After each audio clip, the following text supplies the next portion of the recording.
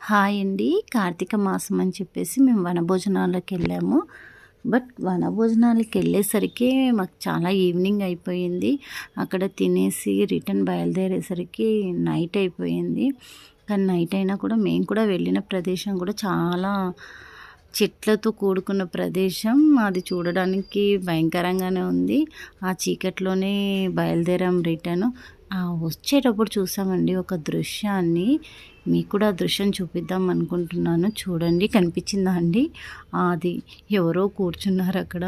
దాన్ని చూసి భయపడి మా కారుని ఎంత ఫాస్ట్‌గా అంటే అంత ఫాస్ట్‌గా మూవ్ చేసాము. ఎక్కడ వాళ్ళు మా వెంబడి వస్తున్నారో వెనకాలో అని మేము భయపడ్డాము. మేము ఒక ఖాళీ ప్రదేశానికి వచ్చేంతవరకు చెట్లన్నీ వెళ్ళిపోయి ఇదిగోండి ఇలా ఈ ప్రదేశానికి వచ్చేసరికి కొద్దిగా ఊపిరి పీల్చుకున్నామండి. ఎందుకంటే ఇంకా రోడ్ ఎక్కుతామన్న ఒక ధైర్యంతోటి.